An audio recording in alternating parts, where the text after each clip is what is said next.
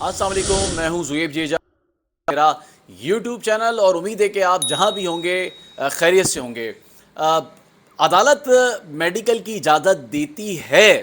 تو اگلا مرحلہ کیا ہوگا؟ یہ بہت سارے جو اس کیس سے ہمدردی رکھتے ہیں مغویہ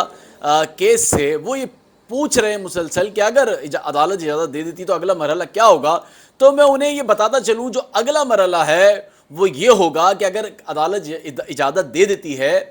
تو جو اگلا مرحلہ ہے وہ یہ ہے کہ جو کیس ہے وہ رپورٹ ہوا ہے الفلاح تھانے میں۔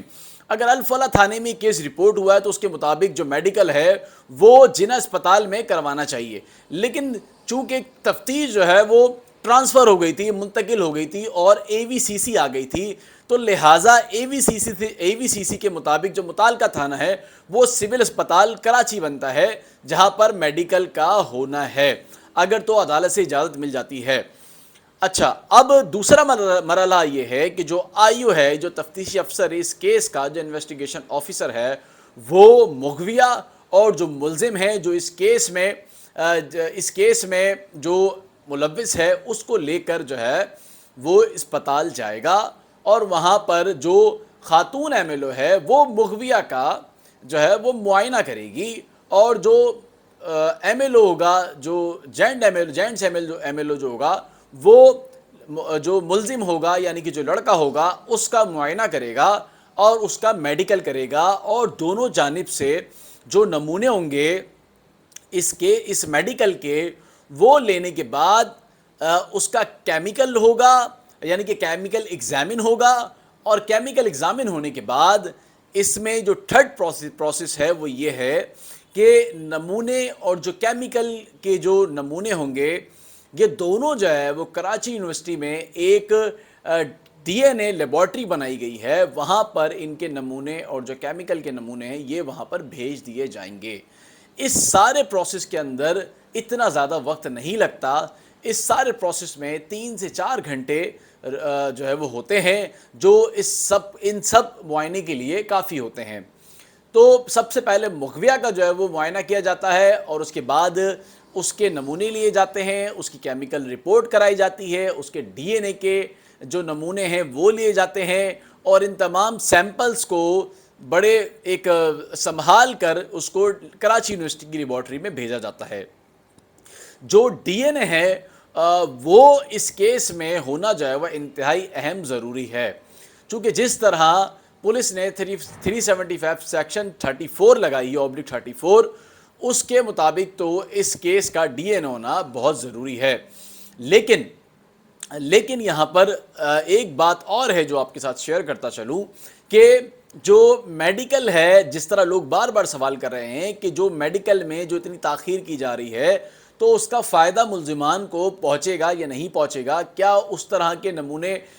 ملیں گے جو پہلے دن ملنے چاہیے تھے؟ تو اگر یہ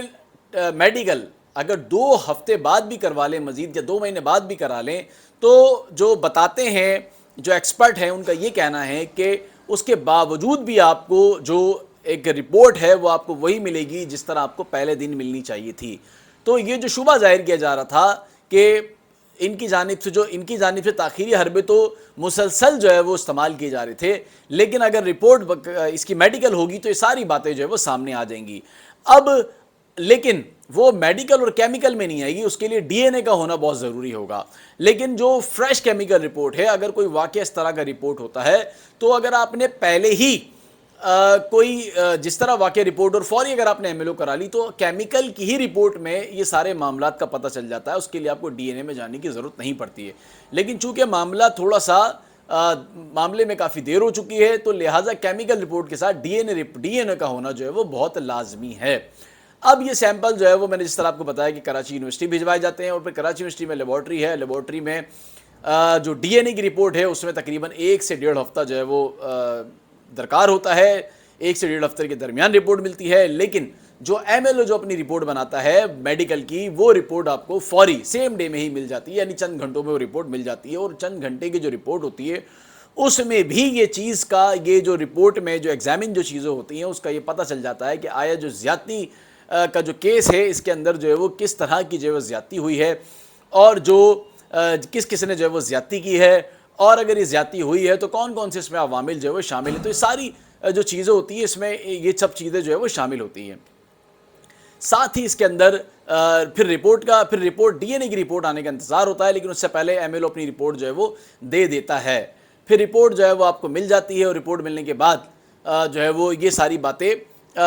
لیکن سب سے پہلے جو میں نے آپ کو بات بتائی کہ سب سے پہلے عدالت سے جو ہے وہ رپورٹ ملنا جو ہے وہ انتہائی اہم ضروری. تو بہت سارے لوگ یہ سوالات کر رہے تھے جن کو یہ جوابات دینا جو ہے بہت ضروری تھے. وہ کہہ رہے تھے کہ آپ اس پر جو ایک ویڈیو بنائیں، تو اس لیے ان کے لیے کی ویڈیو بنائی گئی ہے. جب تک کے لیے مجھے اجازت دیں، اللہ حافظ.